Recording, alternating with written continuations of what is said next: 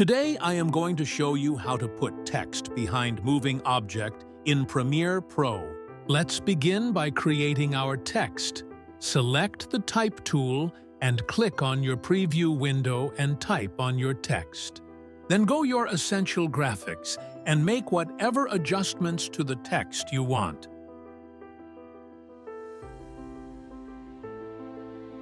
Now extend the duration of your text layer to match your video layer. Duplicate your video layer by holding Alt key and clicking, dragging to video layer 3 above the text layer.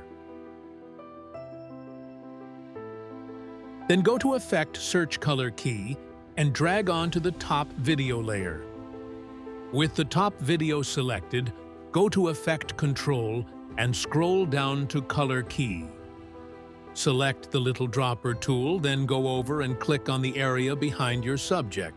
But please note, this effect will only work if your foreground subject is different color on your background.